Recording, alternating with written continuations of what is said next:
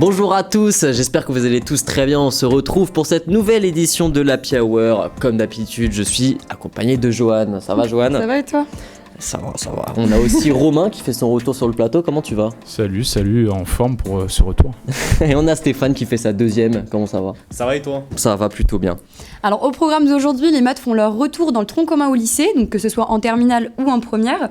Romain va nous parler un peu plus de ses annonces. Ensuite, un point culture, Black Panther Wakanda Forever a déchaîné les salles de cinéma cette semaine. Donc on revient sur son impact culturel qu'il a eu dans l'industrie du cinéma et sur le MCU. Et puis après, évidemment, les bons plans avec Mélina. Et pour les sportifs, on aura Lucas Yomé, évidemment, qui viendra nous parler un petit peu de sport. Il nous parlera d'un champion de natation. Et enfin, on aura Alphonse Dalle qui viendra nous montrer comment bien manger si on n'a plus d'argent. Et tout de suite, on a Romain qui est avec nous pour revenir sur cette nouvelle réforme des maths au lycée. Salut tout le monde, salut Franek. Du coup, aujourd'hui, on va parler un peu de maths, puisque c'est ce qui a fait l'actu en ce début de semaine. Alors, le ministère de l'Éducation nationale a annoncé dimanche soir le retour des maths obligatoires à partir de la rentrée 2023 pour tous les lycéens, de la première jusqu'en terminale pour le tronc commun. Est-ce que tu peux nous expliquer un peu plus ce revirement pour les maths Ce gros revirement, concrètement, il est dû à une réforme qui a fait un peu polémique sous l'ère Blanquer en 2019. C'était une réforme qui mettait en place la disparition des maths, encore une fois, dans le tronc commun des matières enseignées en première et en terminale pour les 2 dernières années de lycée. Alors depuis, de nombreux observateurs pointaient la baisse du vivier scientifique et sur le renforcement des inégalités sociales et de genre provoquées par cette décision et la baisse constante du niveau en maths depuis plus de 30 ans. Bon, on va pas se mentir. Selon une enquête aussi de l'Institut Teams, un institut américain, paru il y a 2 ans, la France arrive dernière pour tout ce qui est classe dans l'Union européenne, pour tout ce qui est classe de CM1 et de 4e. En 4e, c'est avant-dernière place, juste devant la Roumanie. Donc, on va pas se mentir quand même, on reste très mauvais. Je pense pas qu'en 2 ans, le niveau a augmenté. Mais j'avais envie de tester un peu les connaissances du plateau à travers un petit quiz pour remonter un peu le niveau et on va voir ce que ça donne. Génial. Alors, je pense qu'on va prendre du renfort parce que sur le plateau. Il y a un petit. Alors, le niveau, c'est niveau, on va dire, collège. Globalement, t'es censé passer après en seconde. Tu me ramènes à une époque en fait. Alors, installez-vous comme vous voulez. Alors il y a quoi ? Il y a une petite vingtaine de questions. Voilà, on peut mettre quoi en jeu Je sais pas si t'es dans le champ. Le perdant paye sa tournée. Le perdant paye un sub sur Twitch. Allez, un petit sub sur Twitch ou même une petite bière pour les abonnés. Un peu là. Oh, ça c'est pas c'est pas comme si elle allait voir toutes les réponses, mais c'est pas grave. Viens là. Viens entre nous deux. Allez, on ça me permet de m'éloigner de Franek, ça m'arrange. Ouais, super. Vous voulez faire on fait en indiv, mais si vous voulez faire en équipe, y a pas de souci. Ah ouais, j'avoue. En équipe, mais non, mais il a fait S, on va perdre. Bande de nulos. Vas-y, on commence. T'es combien ? Je suis un bon allié, par contre, je te préviens tout de suite. J'ai arrêté les maths en seconde. Alors, la surface du carré, les gars, c'est quoi ? Pardon ? La surface du carré, c'est quoi ? C'est 6. Non, c'est. Alors, petite proposition de réponse, arrête de regarder toi. Ouais, fais la QCM. Alors, on va dire A fois A, 2A. A au carré. A plus A. C'est Ouais. pas Je crois que je vais abandonner les gars. C'est pas A fois A. Bah oui. Bonne réponse. J'ai dit Bonne réponse. A au carré, c'est A fois A. Ah putain, on est vraiment. Le mec a brefs, fait un quiz maths. C'est pas possible. J'ai arrêté. J'ai fait L. Ça n'existe plus en Ça plus. se voit. Bref, le volume d'un solide, c'est quoi ? Mais t'avais dit que tu faisais des multiplications, c'est quoi ça ? C'est base fois hauteur, Wow. longueur Il a dit fois largeur au carré Longueur. Je sais pas. ou base plus hauteur. La deuxième. Base plus hauteur. Passe plus hauteur aussi. B plus H. Ok, personne n'a eu bon. C'était base fois hauteur, merci. C'est Bon, je crois qu'il faut repasser le bac de maths là. Ah non, Quatrième- pour rien au monde, s'il te troisième plaît, Stéphane. question. Dans une fonction linéaire, l'ordonnée est toujours égale à Wow, donc c'est Deux. bon, toi aussi. 5, 0 ou 3. C'est Où le tu niveau vas collège, chercher les gars. les questions, en fait Niveau collège. 0, les gars. 0, 0. 0, ça fait 2 points pour Franek. Putain, c'est beau. Il va Madame payer de sa bière. Fauville, c'est pour toi. Cinquième question, cinquième Non, mais question, j'ai les déjà gars. abandonné dans ma tête déjà. Cinquième question. Il y en a Dans un- 20, ça va être long.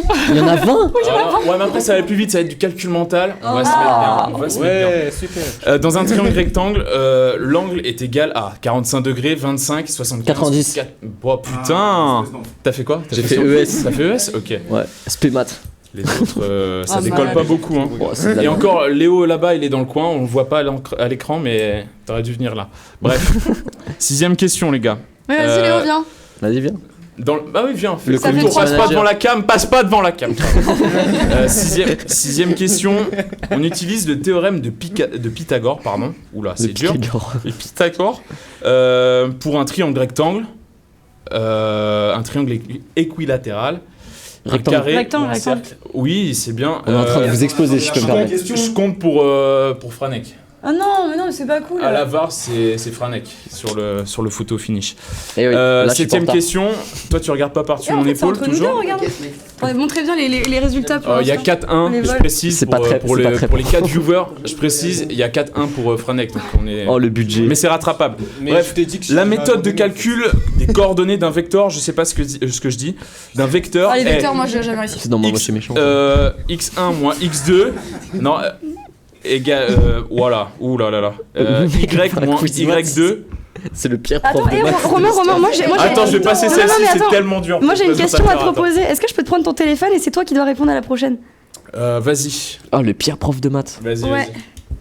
Ah mais franchement il a même pas inventé les questions, il a chopé un quiz sur internet.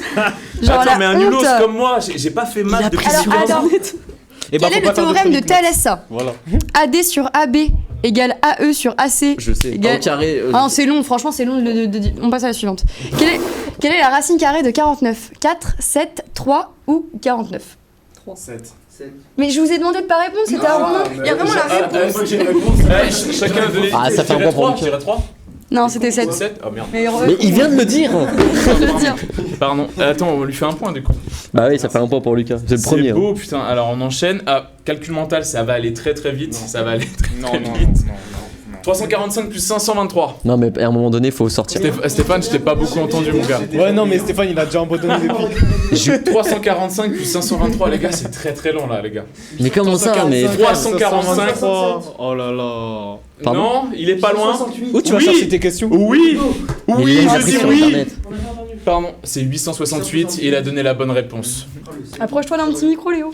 Alors, Vas-y, viens. ouais, De toute façon, ils sont nuls, va au milieu. 63 moins 17. 63 moins 17, Ouais. ça fait 40. Bah non. Pas loin. 44. Ouais, pas loin. 42. Non. 43. Oh les gars. Ah non, ça fait 30, 46. 36. mais je, Ah non, 46. je suspecte un niveau de triche Non, élevé. non, pas du tout. C'est vrai qu'il était Non, comme ça. je stresse. 70 fois 80. Là, on est sur les zéros. 560. Oui, je dis oui. Pardon. C'était mes multiplications préférées le 7 x 8. Quoi? Ah, Ok, d'accord. On enchaîne. Qui a 45 une fois multiplication 11. préférée 45 fois 11, ça peut. Ça fait 45. Non, 44. Oh là là, Léo. Léo. Il est en Et train de Stéphane, nous il était exploser, peut-être pas loin, je sais pas. Oh non, il a Non, il n'y a pas d'équipe. Ok, on Non. n'est pas loin de la fin. Il me rattrape. Vrai ou faux? Un article est soldé à moins 20%. Et durant la Oh, dernière c'est bon. démarque, Taisez-vous. le gérant décide de faire une réduction Vous des m'avez prix en perdu. caisse de moins 10% sur le prix final de l'article. Le prix de l'article est donc réduit de 30%. Vrai ou faux? Si je peux me permettre. C'est faux. Non, c'est faux, c'est Ah, faux. je suis partie. C'est faux. Et qui a dit qui a Non, répondu c'est en faux. premier? Je dis c'est faux. C'est mais- Johan qui a répondu. C'est moi. Sur la barre, C'est moi, c'est t'es moi. mauvaise foi, toi. Tiens, pierre feuille ciseaux, celui qui garde. Oh là là. C'est On vrai est sur du haut niveau de journalisme, les gars, là. Bien. On voit même pas à l'écran leur père fait ciseaux. Mais c'est trop nul, on fait les mêmes. Ok, Ah bah, vas-y. c'est Léo. Let's go, Léo. Il arrive de nulle part, il a déjà 3 points. Et il remonte sur Franek. Attention, Non, remonte pas trop sur moi. ça. C'est bien la 13,2 fois 10 000. Donc, pardon, comment tu dis 13,2 fois 10 000. Faut connaître la règle des zéros. Ça fait 1300. 1 million 300. Non, 13 000. 13 000. Mais oui. Alors vous êtes pas loin, 132 000. Léo. Je suis trop nul. Léo 4-4 entre Franek, 2 pour Johan, 2 pour Lucas. Nina et Stéphane, c'est chaud. 60 vraiment flippant, rien. 74. Wow, attendez, 64,74 fois 0,001. J'abandonne. Ça fait 0,6474. J'abandonne. 0,6474. Ah, pas loin, pas loin. Bah, c'était quoi le chiffre de Pas loin. maths Eh, je suis désolée, je pense que ça va être ignoble à regarder, clairement. Lucas a répondu. Et vraiment, Non. on compatit. C'est inregardable. 0,074. Ah, il y avait un 0. Je tiens à dire que le présentateur est Eh. encore plus nul que nous. Attendez, on n'est pas loin, il en reste Pardon 4. Il en reste Ah, 4. Non, le Il en reste chroniqueur, 4. ouais, pardon. Il en reste 4 Allez, et c'est quatre serré, derrière. c'est serré les gars.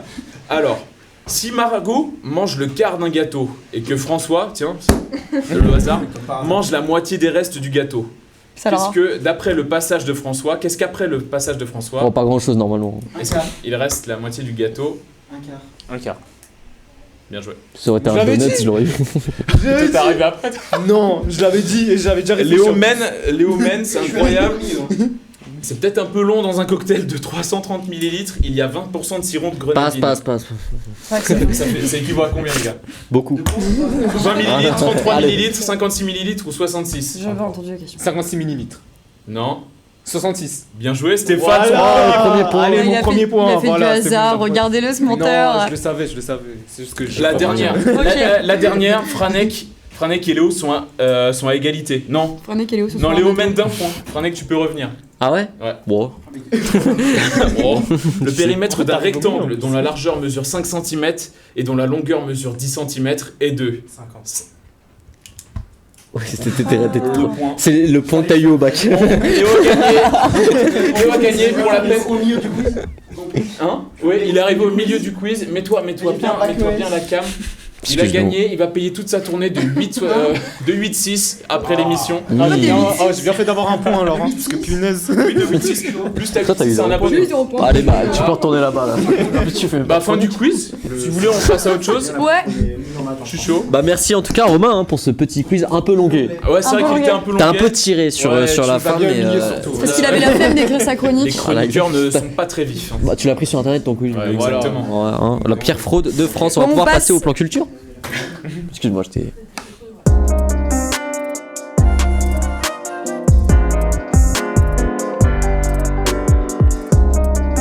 Alors, en l'espace d'une semaine, Black Panther Wakanda Forever a déchaîné les passions en salle. Donc, 4 ans après le précédent opus, le nouveau-né de l'écurie Marvel pourrait bien faire repartir la franchise et qui connaît depuis un bon moment un déclin dans le cœur des fans. Stéphane. J'adore ce jeu de mots, hein. Stéphane, cœur des fans. Ah, Valide. j'avais pas. Ok. Ouais, bon, on va arrêter les blagues crapuleuses comme ça. Donc, comme tu le disais, Johan, Wakanda Forever, c'est le cri qui retentit dans le cœur des fans de comics, mais aussi de toute ethnie. Alors, on le devine assez facilement, que ce soit pour le premier sorti en 2018 ou le deuxième sorti la semaine dernière. C'est la forte représentation de la diaspora afro qui fait que les gens retiennent ces films, contrairement aux autres productions Marvel. Enfin, du moins, et qui le retiennent plus contrairement aux autres productions Marvel. Cette représentation, elle est faite dans tous les sens du terme. On retrouve des costumes, des décors, mais aussi des accents que prennent les acteurs dans la version originale, qui sont très inspirés de ceux qu'on peut retrouver en Afrique du Sud. Sur la bande-son, on a Rihanna qui est d'origine antillaise et qui d'ailleurs cartonne avec le titre Lift Me Up, mais aussi CK, Rema, Thames ou Burna Boy qui sont d'origine nigérienne. Le tout accompagné d'un scénario qui aborde des thématiques très peu montrées au cinéma. Je pense surtout à ce rapport entre l'Afrique et les pays occidentaux, tous les questionnements sur l'exploitation et le partage des ressources, donc des idéologies qui ramènent évidemment à l'époque coloniale.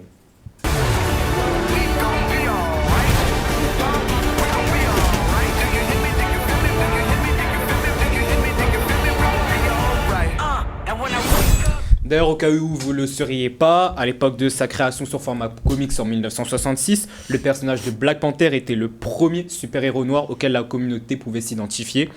Donc le nom de Black Panther, c'est une référence à ce fameux mouvement afro-américain donc, qui défendait le droit des Afro-Américains aux États-Unis. Donc beaucoup d'éléments qui ont d'abord permis au premier de s'imposer comme une référence culturelle dans l'histoire des Noirs. Et ce statut s'est d'ailleurs confirmé avec la sortie de ce deuxième film. Il a d'ailleurs été annoncé que le costume Black Panther, qui fut porté par le regretté Chadwick Boseman, entrera au musée de l'histoire afro-américaine de Washington. Mais en fait, qu'est-ce que tu veux dire lorsque tu parles de forte représentation de la diaspora afro ? Alors, ce que je veux dire, c'est que cette représentation ne s'arrête pas seulement au continent africain. On va aussi s'intéresser aux populations noires qui ont grandi en Occident et qui peuvent avoir une vision différente de ceux qui sont restés au pays. Pour le deuxième, on approfondit cette idée. Donc, je vais vous expliquer quelque chose sans trop vous spoiler. On va s'intéresser à Haïti, qui, je le rappelle, est la première nation noire indépendante. Donc, une scène tournée au Cap haïtien dans laquelle on peut entendre des Haïtiens dialoguer en créole, ce qui est très fort. Mais aussi, il y a un personnage qui s'appelle Toussaint. Et ce qu'il faut savoir, c'est que Toussaint est le nom d'un personnage historique qui a joué un rôle important dans l'indépendance d'Haïti. Bah, d'ailleurs, il semblerait que ce deuxième film, il s'attarde sur une nouvelle diaspora. Alors effectivement, Johan, pour ce nouvel opus, il s'agit de la diaspora hispanique. Elle est introduite par le personnage de Namor, qui d'ailleurs est le méchant du film. Les thématiques abordées autour d'elle sont les mêmes que pour la communauté afro, sauf que là, on fait un lien avec une époque assez importante, celle de l'esclavage en Amérique du Sud.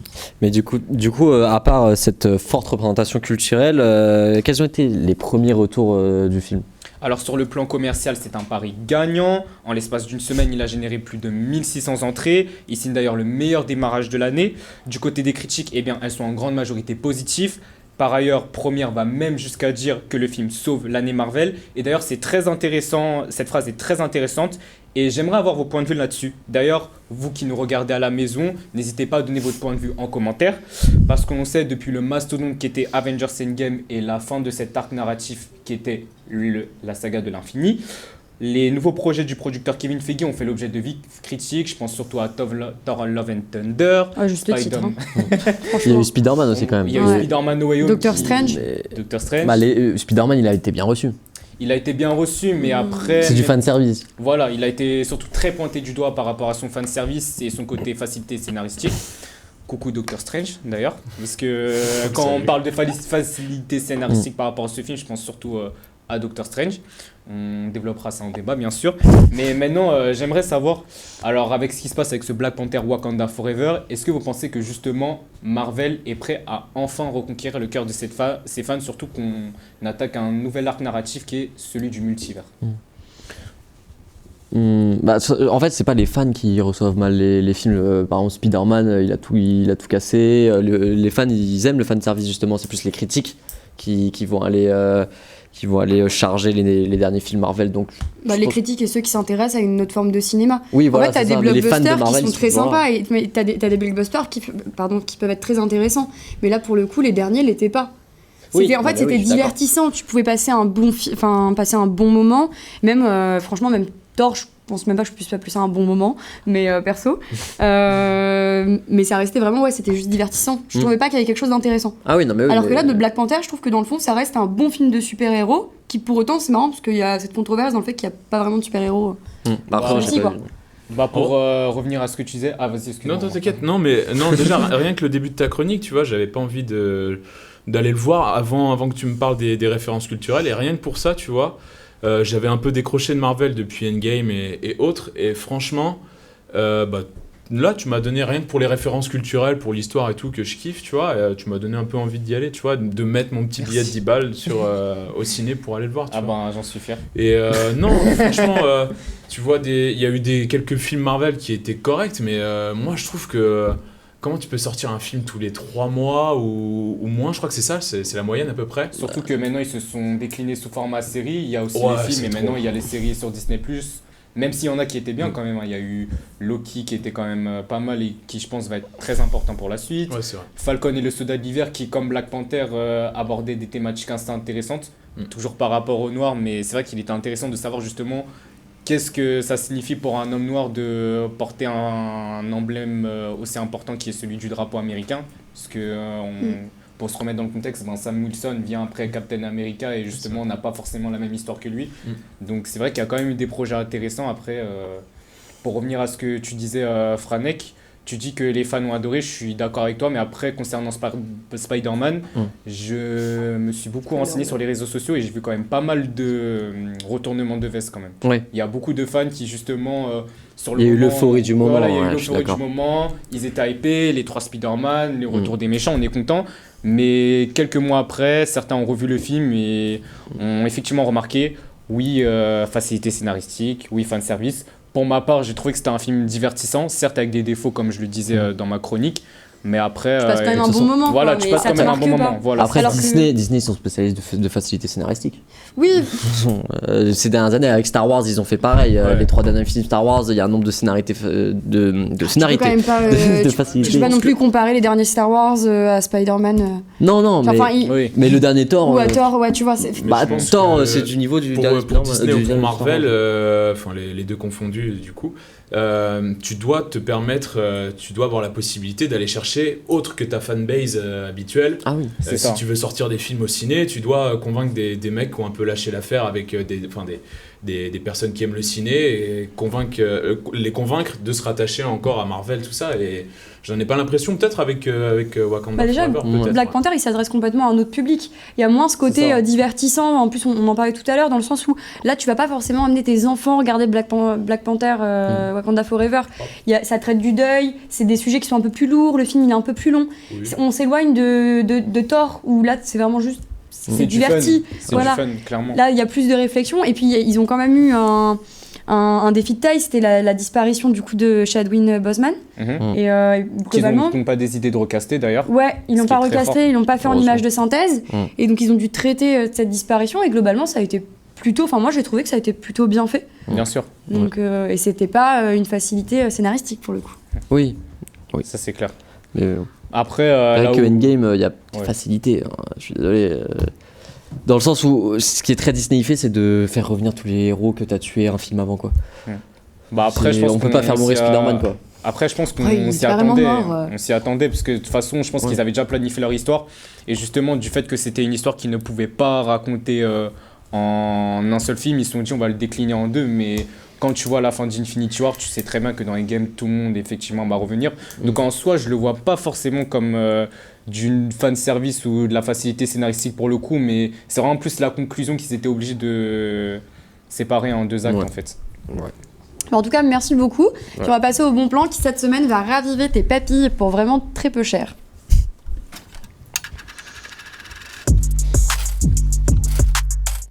Bienvenue chez Mangez et Cassez-vous, 39 rue de Tébou dans le 9e arrondissement. Comme son nom l'indique, c'est un fast-food et il respecte sa promesse, même quand il y a un peu de monde, ça va salement vite. Bon, faut pas aller trop vite, tu risquerais de louper la déco cosy et assez drôle du lieu. Tu trouveras toujours une petite phrase sympa quelque part dans le resto. Comme le but du bon plan, c'est pas de te parler de déco, cet épisode n'est pas sponsorisé par la déco. Passons aux choses sérieuses. C'est pas cher.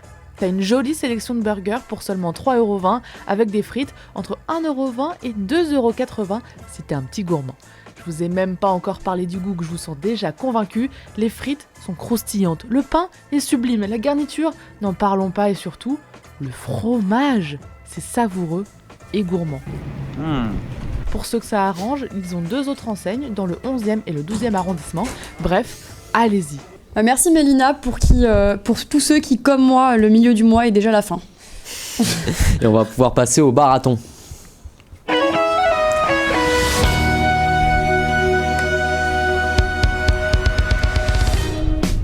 Bah, bonjour Lucas, déjà, avant de le mettre à l'écran, bonjour. Ça va? Ça va et toi? Ça va. Tu vas nous parler d'un champion de natation. Ouais, mais avant ça, je vais rappeler les informations, quelques informations de cette semaine en sport. D'abord, la liste des blessés en équipe de France qui continue de s'allonger. Lundi, c'était Presnel Kimpembe qui a été remplacé par Tissassi, le joueur de Monaco. Hier, c'est Nkunku qui, pendant les dernières minutes de l'entraînement, s'est blessé au genou après un contact avec Kamavinga. Benzema, lui, il a quitté l'entraînement après 15 minutes pour aller faire du travail en salle, donc pas de quoi s'inquiéter. Mais on sent quand même une certaine inquiétude du côté de l'équipe de France à 5 jours du premier match quand même. Pas de quoi s'inquiéter, mais on sent une inquiétude. Oui, voilà. Non, mais Ah ouais, surtout au tu niveau perds de... des éléments importants, quoi. Ouais, voilà, c'est ça. Tu perds le ballon d'or Benzema.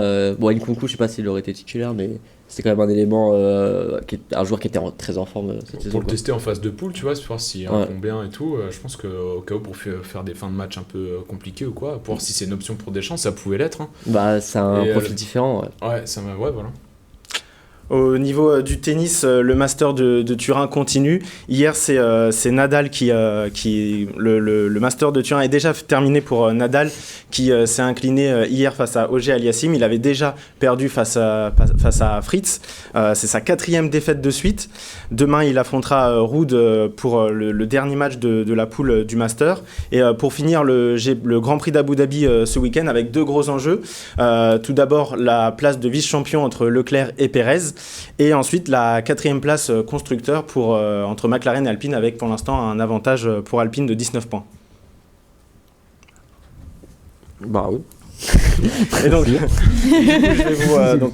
aujourd'hui, c'est l'anniversaire d'un des plus grands champions de natation. C'est Alexander Popov. Est-ce que vous connaissez ?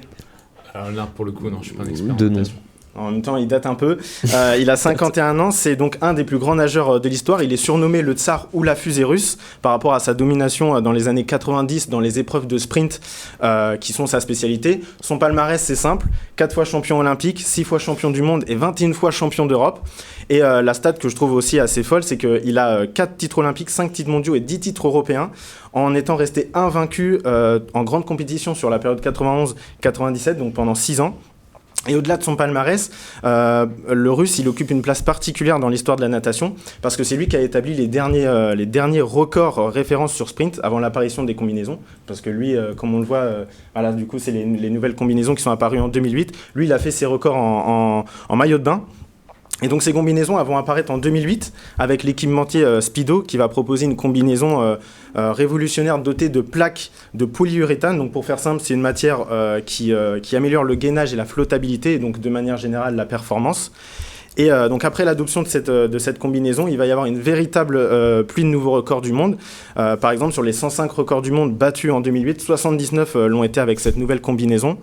Les acteurs du monde de la natation vont s'interroger, voire vont remettre en cause la légitimité de ces records et de ces combinaisons. Il y a par exemple le sprinter américain Jason Lezak qui va qualifier la situation de ridicule et qui va déclarer, je cite, « Le record de Popov de 21 secondes 64 est resté pendant 8 ans et maintenant tout d'un coup vous êtes 7 dixièmes plus rapide, ça n'a aucun sens, ce n'est pas bon pour notre sport. Il devrait y avoir des évolutions en sport mais pas aussi grandes, pas aussi rapides. » Alexander Popov, après sa carrière de nageur qui va se terminer en 2005, il va continuer d'être impliqué dans la natation et à cette question, lui, il va y être réfractaire. Il va accuser le port des combinaisons de dénaturer son sport et d'avantager les nageurs moyens parce que pour lui, des nageurs soi-disant forts peuvent remporter des courses sans la combinaison de Speedo. Et en 2009, il va y avoir une seconde révolution avec cette fois des combinaisons entièrement en polyuréthane. Et c'est le Français donc Frédéric Bousquet qui va franchir le mur symbolique des 21 secondes en nageant le 50 mètres en 20 secondes 94, soit plus de 30 centièmes de mieux que le dernier record. Et ce record va finir par être validé par la Fédération internationale de natation et va conduire certains observateurs à déclarer qu'encore aujourd'hui, c'est le nageur le plus rapide de l'histoire.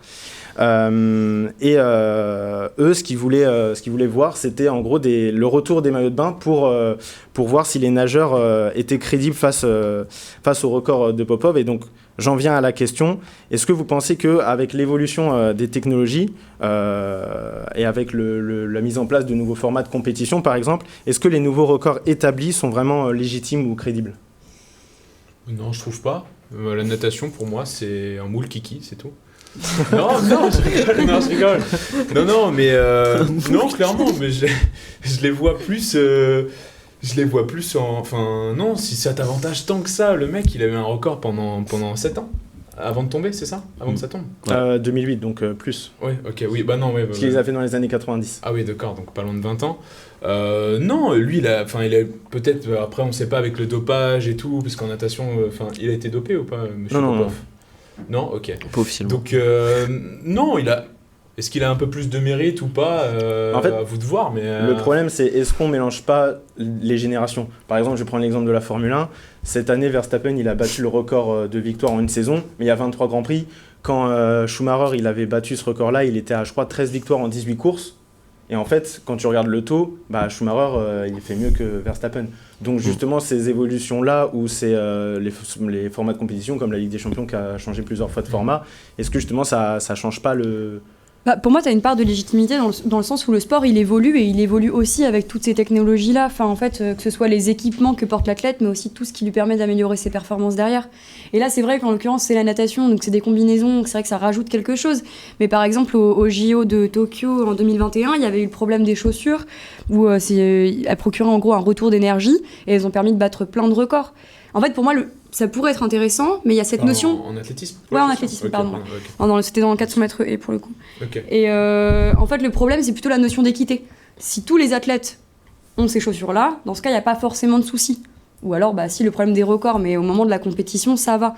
Par contre, si t'en as qui sont avantagés parce qu'ils ont des équipements qui sont plus avancés que d'autres, là, en effet, au niveau de l'équité, ça fonctionne plus. Bah, moi je pense un peu la même chose que toi dans le sens où on va pas retirer de la légitimité parce que le sportif vit à son époque en fait. Et si le mec il a des meilleures technologies, qu'il a même plus d'entraînement parce qu'il y a de ça aussi, tant mieux pour lui. Mais en fait il faut pas que les nouveaux records décrédibilisent les anciens. C'est-à-dire que les anciens records, l'exemple que tu as donné il est très bon, c'est-à-dire que il l'a fait avant Schumacher avec 13 sur 18, c'est ça? Ouais, je crois. Et bah c'est un record qui est exceptionnel. Maintenant il a été battu parce qu'il y a plus de grands prix. Ça retire pas du tout le mérite ni à Schumacher ni à Verstappen. C'est deux records à deux époques différentes. Même si Verstappen officiellement est du coup le numéro 1, on retient quand même que Schumacher l'a fait avant lui et que c'était avec moins de courses. Tant que les gens retiennent et se souviennent, moi ça me dérange pas. Je pense que c'était le problème de l'époque, c'est qu'il y en a certains, je pense, qui avaient peur de, entre guillemets, de disparaître des radars, quoi. Ouais, clairement. Bah, Monsieur Popov en natation, c'est pas le premier qui me vient en tête déjà en plus. Quand tu... Oui. C'est peut-être pas la même discipline que Phelps ou autre, mais le pauvre quoi, il a eu pas Justement, mal de records. tout à l'heure, il y avait la photo sur la photo, il y avait Michael Phelps. Vous êtes des enfants. Et justement, c'est lui qui est arrivé donc avec les combinaisons et qui a justement commencé à. Phelps. Ouais. Ah, ok. C'est lui qui en gros qui a bousculé la hiérarchie, quoi. Ah, ça a dû lui faire mal à Mr Popov. Ouais. Pourquoi tu l'as fait comme C'est vrai. Non mais ouais, de toute façon après les records c'est pas, enfin c'est important. Après ça dépend des sports aussi, mais c'est pas la chose la plus importante non plus pour un sportif, je pense. Bah après dans les En athlétisme, oui, mais voilà, c'est c'est ça. quand même un truc de ouf. oui, hein. mais en Formule 1 par exemple là le record du nombre de En grands l'occurrence, prix gagnés. le truc, c'est que dans les sports mécaniques, forcément, il y a l'aspect, il y a le véhicule, que ça soit la moto, la F1, etc. C'est à celui qui aura la meilleure voiture. Là, en l'occurrence, quand on prend l'athlétisme, la natation, les sports comme ça, c'est même le cyclisme, c'est la personne. On juge les performances de la personne. Oui, Donc forcément, comme a dit Joanne tout à l'heure, s'ils n'ont pas tous les mêmes combinaisons, c'est un problème. De toute façon, les records, ils ne feront que progresser avec le temps, c'est évident, tu pourras jamais... Et du C'est coup, pour ça qu'ils continuent à être battus d'ailleurs. Une chose que j'ai oublié de dire dans ma chronique, c'est que justement, par rapport à toutes ces polémiques-là, la combinaison, elle a été interdite en 2010, juste après, par la Fédération internationale.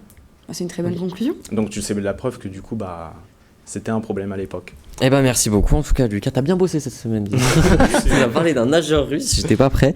Mais du coup merci beaucoup pour cette chronique et ce débat. Et maintenant on va pouvoir passer à la chronique de Alphonse Dalle.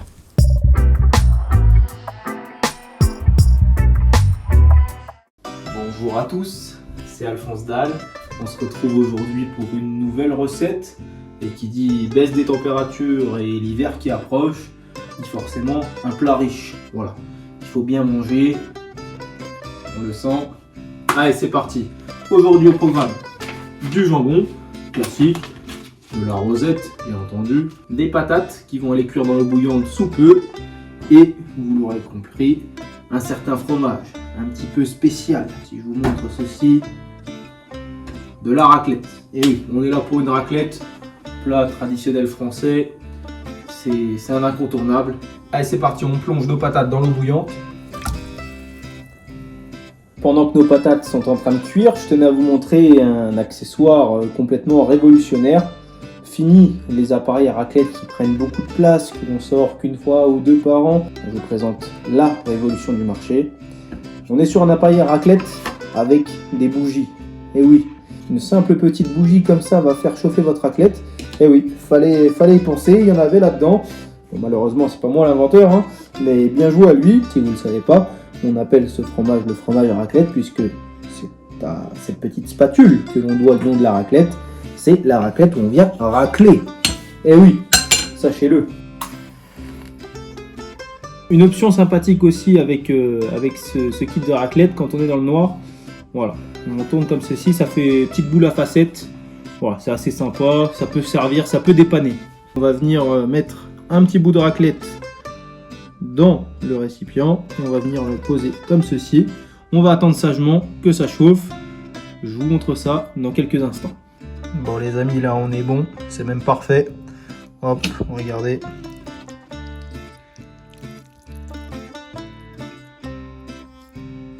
Allez, un deuxième bout pour la route. Regardez-moi ça. Voilà, comment c'est magnifique. Et voilà le travail. Deux versions de la raclette. Classique avec jambon patate. Saucisson également, très classique. En tout cas, on va se régaler. bien penser à éteindre les bougies si on ne veut pas se retrouver asphyxié cette nuit ou se réveiller le lendemain un peu carbonisé, si vous voyez ce que je veux dire. En attendant, moi je vous dis bon appétit et à bientôt. Est-ce qu'on peut souligner quand même l'effort de présentation de Fabien? Il a fait la mise au point sur le sous-sifflard de Alphonse Dahl. De Alphonse Dahl, pardon. Pardon. Mais qui va redevenir Fabien. Qui va redevenir Fabien la semaine prochaine. Parce que Parce c'était sa dernière. Merci Romain. C'était sa dernière, putain, c'est. C'était la dernière d'Alphonse Dahl, il redevient Fabien. La semaine prochaine, il sera chroniqueur sport avec Lucas. Très Voilà, triste. vous allez tourner entre vous, ça va être Exactement. cool. Ça va te retirer un petit peu du poids. Et ça va rajouter avec Fabien. Prendre sa place sur Alphonse Dahl. Bon, Sur Merci. ce, c'est la fin de cette émission. Merci de nous avoir suivis. Et j'ai lâché un poustillon du futur. N'hésite pas à faire ton retour dans le chat et à nous suivre sur les réseaux sociaux. Et d'ici là, n'oublie pas de boire un verre d'eau entre chaque bière. et Alphonse Dahl sera remplacé par Alphonse Dahl. Alphonse.